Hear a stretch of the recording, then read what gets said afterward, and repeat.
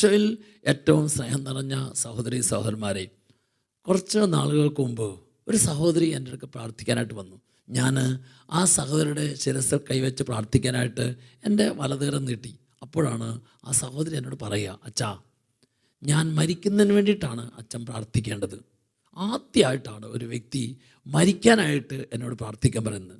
ഞാൻ പ്രാർത്ഥിക്കാനായിട്ട് നീട്ടിയ കരം പുറകോട്ട് വലിച്ചു. എന്നിട്ട് ഞാൻ ആ സഹോദരി ചോദിച്ചു, മോളെ, നീ മരിക്കുന്നതിന് വേണ്ടി ഞാൻ പ്രാർത്ഥിക്കണം എന്ന് നീ പറയാൻ എന്താ കാരണം എന്ന് ചോദിച്ചിട്ട് അവളുടെ മുഖത്തേക്ക് നോക്കിയപ്പോൾ അവളുടെ രണ്ട് കണ്ണുകളിൽ നിന്നും കണ്ണീരിങ്ങനെ ധാരധാരയെ ഒഴുകുക.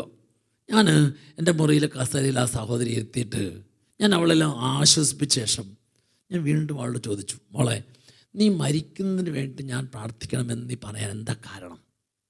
അപ്പം ആ സഹോദരി എന്നോട് പറയുക, അച്ഛാ, ഓർമ്മ വച്ച നാൾ മുതൽ എൻ്റെ അപ്പൻ എന്നെ സ്നേഹിച്ചിട്ടില്ല, എൻ്റെ അമ്മ എന്നെ സ്നേഹിച്ചിട്ടില്ല, എൻ്റെ സഹോദരങ്ങൾ ആരും എന്നെ സ്നേഹിച്ചിട്ടില്ല. ഇങ്ങനെ ആരുടെയും സ്നേഹം കിട്ടാതെ ഈ ഭൂമിയിൽ ജീവിച്ചിട്ട് എന്താ കാര്യം? ഇതിനേക്കാൾ ഭേദം മരിക്കുന്നതാണ്. അതുകൊണ്ടാണ് ഞാൻ മരിക്കാൻ വേണ്ടിയിട്ട് അച്ഛൻ പ്രാർത്ഥിക്കണമെന്ന് ഞാൻ പറഞ്ഞത്. സ്നേഹമുള്ളവരെ, ഇത് ഒരു സഹോദരിയുടെ മാത്രം ചിന്തയല്ല. ഇങ്ങനെ ചിന്തിക്കുന്ന വ്യക്തികളുടെ എണ്ണം ഓരോ ദിവസം കഴിയും തോറും നമ്മുടെ കുടുംബങ്ങളിൽ, നമ്മുടെ സമൂഹത്തിൽ, നമ്മുടെ ചുറ്റുപാടും കൂടിക്കൂടിക്കൊണ്ടിരിക്കുക. അങ്ങനെ ഇത്തരത്തിലുള്ള ചിന്താഗതിയും മനോഭാവമുള്ള വ്യക്തികളുടെ എണ്ണം ഓരോ ദിവസം കഴിയുമ്പോഴും വർദ്ധിക്കുമ്പോൾ എൻ്റെയും നിങ്ങളുടെയും മനസ്സിൽ ഒരു ബോധ്യം വേണം. ആ ബോധ്യം ഇതാണ്: ഈ ലോകത്തിലെ ഏതെല്ലാം മനുഷ്യ വ്യക്തികൾ എന്തോരം നമ്മളെ സ്നേഹിച്ചാലും അംഗീകരിച്ചാലും മനുഷ്യ വ്യക്തികളുടെ സ്നേഹത്തിൻ്റെ വാക്കുകൊണ്ട്, പ്രവൃത്തി കൊണ്ട്, അഭിനന്ദനം കൊണ്ട്, പ്രോത്സാഹനം കൊണ്ട് നമ്മുടെ ആരുടെയും മനസ്സിനെ നിറയ്ക്കാനായിട്ട് സാധിക്കാത്തതിൻ്റെ പ്രധാനപ്പെട്ട കാരണം 71 സങ്കീർത്തനം 6 തിരുവചനം, ഞാൻ എൻ്റെ അമ്മയുടെ ഉദരത്തിൽ നിന്ന് കർത്താവാണ് എന്നെ എടുത്തത്. വീണ്ടും 22 സങ്കീർത്തനത്തിൻ്റെ 10 തിരുവചനം, ഞാൻ ദൈവത്തിൻ്റെ കരങ്ങളിലേക്കാണ് പിറന്നു വീണത്. ഈ 2 വചനങ്ങളിലൂടെ കർത്താവ് നമുക്ക് തരുന്ന വളരെ പ്രധാനപ്പെട്ട ഒരു ബോധ്യമുണ്ട്, ഒരു ഉറപ്പുണ്ട്. നമ്മുടെ എല്ലാവരുടെയും മനസ്സ്, ശരീരം, സ്വഭാവം, ജീവിതം എപ്പോഴും ദൈവത്തിൻ്റെ സ്നേഹം കൊണ്ട് നിറയണം. കർത്താവിൻ്റെ കരസ്പർശനം സ്വീകരിക്കാൻ തക്ക വിധത്തിൽ നിൻ്റെ ഉള്ള് ദൈവത്തിൻ്റെ സ്നേഹം കൊണ്ട് നിറഞ്ഞാലേ നിൻ്റെ മനസ്സിന് എപ്പോഴും സന്തോഷം ഉണ്ടാവുള്ളൂ. ഈ മനസ്സിൽ ആ ദൈവത്തിൻ്റെ സ്നേഹം നിറഞ്ഞാലേ നിൻ്റെ ശരീരത്തിൽ ആരോഗ്യം ഉണ്ടാവുള്ളൂ.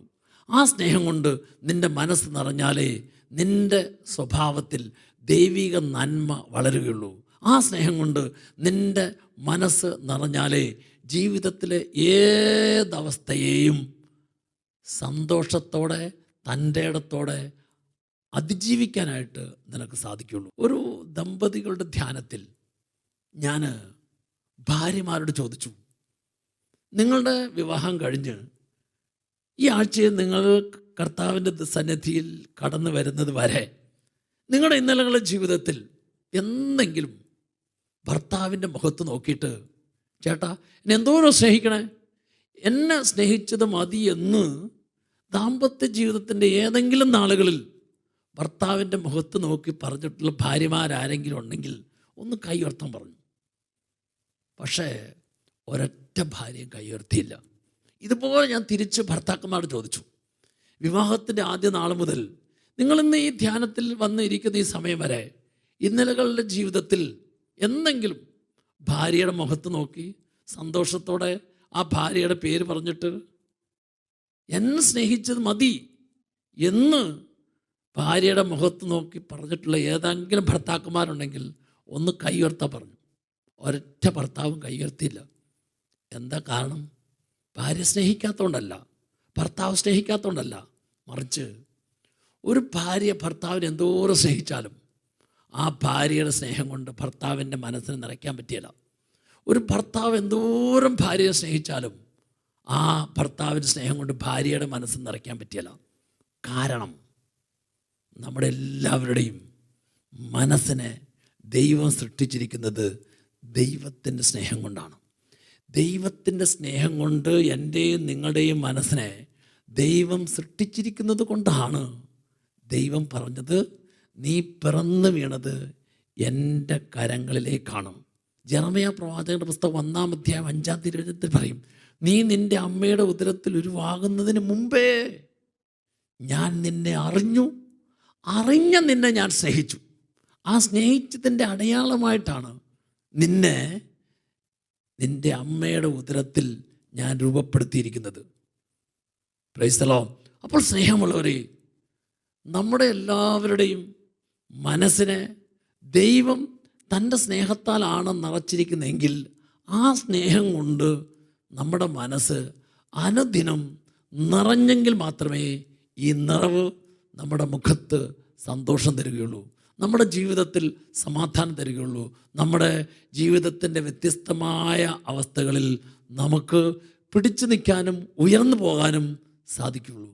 അതുകൊണ്ട് ദൈവത്തിൻ്റെ സ്നേഹം നമ്മളെ ഓരോരുത്തരെയും മനസ്സിനെ സന്തോഷിപ്പിക്കുന്നു, മനസ്സിനെ ശക്തിപ്പെടുത്തുന്നു, ജീവിതത്തിൽ ബലവും കരുത്തും തരുന്നു. ഈ അനുഭവം വിശുദ്ധ പൗലോസ്ലീഹ സ്വന്തമാക്കിയപ്പോൾ ഈ അനുഭവത്തിൽ നിന്നുകൊണ്ട് പൗലോസ്ലീഹ ഇങ്ങനെ രേഖപ്പെടുത്തി.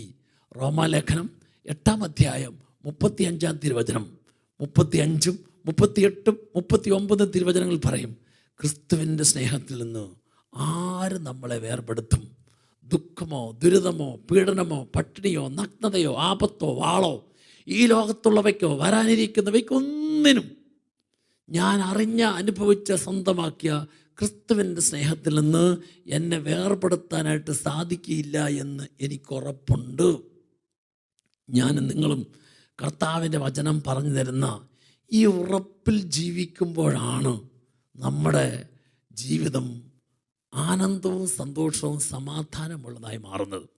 ഒരു ഭാര്യ എപ്പോഴും മനസ്സിലാക്കണം, ഭർത്താവ് എനിക്കെന്തോരം സ്നേഹം തരുന്നു, ആ സ്നേഹം കൊണ്ട് മാത്രം എൻ്റെ മനസ്സിനെ നിറച്ച് സന്തോഷത്തിലേക്ക് നയിക്കാൻ പറ്റിയല്ല.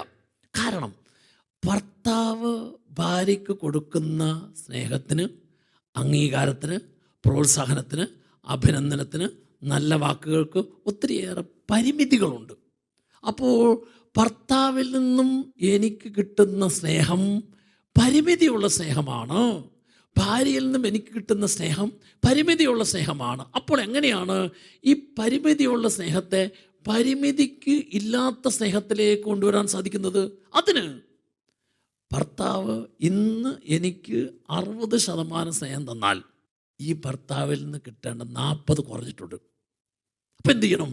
ഈ 60 ഭർത്താവിൽ നിന്ന് സ്വീകരിച്ചിട്ട് കുറയുന്ന 40 ഭർത്താവിന് തന്ന കർത്താവ് തരും. അപ്പോൾ ഭർത്താവിനെ തന്ന കർത്താവ് തരും എന്ന് തിരിച്ചറിഞ്ഞ് ആ ഓരോ ദിവസവും കുറഞ്ഞു പോകുന്നത് എത്രയാണോ ആ കുറഞ്ഞു പോകുന്നതിനെ തരാൻ കഴിവുള്ള കർത്താവിൽ നിന്ന് സ്വീകരിക്കുമ്പോഴാണ് എപ്പോഴും മനസ്സ് 100% സ്നേഹത്തിലേക്ക് വരുന്നത്. ഇപ്പം ഞാൻ അപ്പനിൽ നിന്ന് ആഗ്രഹിച്ചു 50 കിട്ടി, ബാക്കി 50 അപ്പനെ തന്ന കർത്താവ് തരും. അമ്മയിൽ നിന്ന് ആഗ്രഹിച്ചു 60 കിട്ടി, കുറഞ്ഞു പോകുന്ന 40 ഈ കർത്താവ് തരും. ഇങ്ങനെ നമ്മൾ മനുഷ്യ വ്യക്തിയിൽ നിന്ന് കിട്ടണമെന്ന് ആഗ്രഹിച്ചതുപോലെ കിട്ടാതെ കുറഞ്ഞു പോകുന്നത് മുഴുവൻ ഈ മനുഷ്യ വ്യക്തികളെ എനിക്ക് തന്ന എൻ്റെ കർത്താവ് എനിക്ക് തരും എന്ന ബോധ്യത്തിലേക്ക് വരുമ്പോഴാണ് നമ്മുടെ മനസ്സെന്നും സ്നേഹത്തിൻ്റെ നിറവ് അനുഭവിച്ച് ജീവിക്കാൻ പറ്റുന്നത്. ഈ സ്നേഹത്തിൻ്റെ നിറവ് അനുഭവിച്ച് ജീവിക്കുന്ന മനസ്സ് എപ്പോഴും ആനന്ദമുള്ള മനസ്സായിരിക്കും. ഈ ആനന്ദമുള്ള മനസ്സിനാണ് ആനന്ദമുള്ള പ്രവൃത്തി ചെയ്യാൻ സാധിക്കുന്നത്. നമ്മുടെ എല്ലാ ദിവസത്തെ ജീവിതം സന്തോഷപ്രദമായി തീരണം, ഇതാണ് കർത്താവ് ആഗ്രഹിക്കുന്നത്. അതുകൊണ്ടാണ് ഫിലിപ്പി ലേഖനം 4-ാം അധ്യായം 4-ാം തിരുവചനത്തിൽ പറയുന്നത്, നിങ്ങളെപ്പോഴും നമ്മുടെ കർത്താവിൽ സന്തോഷിക്കും. വീണ്ടും ഞാൻ നിങ്ങളോട് പറയുന്നു, വീണ്ടും നിങ്ങൾ സന്തോഷിക്കും. അപ്പോൾ നമ്മുടെ കർത്താവിൽ സന്തോഷിക്കുവിൻ. എന്താ അതിൻ്റെ കാരണം? മനുഷ്യ വ്യക്തികളിൽ നിന്ന് കുറഞ്ഞു പോകുന്നത് മുഴുവൻ മനുഷ്യ വ്യക്തികൾക്ക് തരാൻ, കുറവ് കൂടാതെ നിറയ്ക്കാൻ, അതിനാണ് ഈശോ മനുഷ്യനായത്. അപ്പം മനുഷ്യനായ യേശുവിന് മനുഷ്യർ തരാത്തത് മുഴുവൻ, മനുഷ്യർ തരുന്നതിൽ കുറഞ്ഞു പോകുന്നത് മുഴുവൻ തരാൻ സാധിക്കും എന്ന് തിരിച്ചറിഞ്ഞ് അതിനെ സ്വീകരിച്ച് അതുകൊണ്ട് നിറയ്ക്കുമ്പോഴാണ് നമ്മുടെ മനസ്സെന്നും ആനന്ദമുള്ള മനസ്സായി മാറുന്നത്. Praise the Lord. അതുകൊണ്ടാണ് ഈ അനുഭവത്തെ സ്വന്തമാക്കിയ സങ്കീർത്തകൻ ഈ അനുഭവത്തിൽ നിന്നുകൊണ്ടാണ് പറയണത്. 34 സങ്കീർത്തനത്തിൻ്റെ 8 തിരുവചനം, കർത്താവ് എത്രയോ നല്ലവനാണെന്ന് നിങ്ങൾ തന്നെ രുചിച്ചറിയുവിൻ. അപ്പം എൻ്റെ അനുദിന ജീവിതത്തിൽ എനിക്ക് ഇത് രുചിച്ചറിയാൻ സാധിക്കണം. ഇങ്ങനെ ഞാൻ അനുദിന ജീവിതത്തിൽ അതിനെ രുചിച്ചറിയാൻ തക്ക വിധത്തിൽ എൻ്റെ മനസ്സിനെ തുറക്കുമ്പോഴാണ് എൻ്റെ മനസ്സ് ആനന്ദമുള്ള മനസ്സാകുന്നത്. എൻ്റെ മനസ്സ് ആനന്ദമുള്ള മനസ്സാകുമ്പോഴാണ് ആ മനസ്സ് ആരോഗ്യമുള്ളതായി മാറുന്നത്. അങ്ങനെ ആരോഗ്യമുള്ള മനസ്സാകുമ്പോഴാണ് ശരീരത്തിന് ആരോഗ്യം ലഭിക്കുന്നത്, ജീവിതത്തിന് ആരോഗ്യം ലഭിക്കുന്നത്, നമ്മൾ ചെയ്യുന്ന പ്രവൃത്തികളെല്ലാം ആരോഗ്യത്തോടു കൂടി ചെയ്യാനായിട്ട് സാധിക്കുന്നത്. Praise the Lord. ഹല്ലേലൂയ. സ്നേഹമുള്ളവരെ, അതുകൊണ്ട് ചരിത്ര പ്രസിദ്ധമായൊരു വചനമുണ്ട്. അതാണ് യെശയ്യാ പ്രവാചകന്റെ പുസ്തകം 49 അധ്യായം 15 തിരുവചനം. അമ്മ മറന്നാലും ഞാൻ മറക്കിയല്ല. അമ്മ എന്ന് നമ്മൾ ബൈബിൾ വായിക്കുമ്പോൾ വെറും ഒരമ്മയായി മാത്രം കാണരുത്, മറിച്ച് ലോകത്തിലുള്ള സകല മനുഷ്യ വ്യക്തികളുടെയും പ്രതിനിധിയായിട്ടാണ് ബൈബിളിൽ ആ അമ്മ എന്ന വാക്ക് ഉപയോഗിക്കുന്നത്. എന്ന് പറഞ്ഞാൽ മാനുഷിക ബന്ധങ്ങളിൽ മറ്റെല്ലാ ബന്ധങ്ങളെയും വെച്ച് നോക്കുമ്പോൾ സ്വാർത്ഥത ഏറ്റവും കുറവുള്ള ഒരു ബന്ധം അമ്മയ്ക്ക് കുഞ്ഞിനോടുള്ള ബന്ധമാണ്. എന്നാൽ ഇപ്പോൾ നമുക്കറിയാം, കുഞ്ഞുങ്ങളെ നൊന്ത് പ്രസവിച്ച അമ്മ കുഞ്ഞിനെ കുപ്പത്തൊട്ടിയിൽ എറിഞ്ഞു കളയുന്ന, ഉപേക്ഷിക്കുന്ന, അപ്പോൾ കുഞ്ഞുങ്ങളെ നശിപ്പിക്കുന്ന, കൊല്ലുന്ന അമ്മമാരുടെ എണ്ണം ഏറി വരികയാണ്.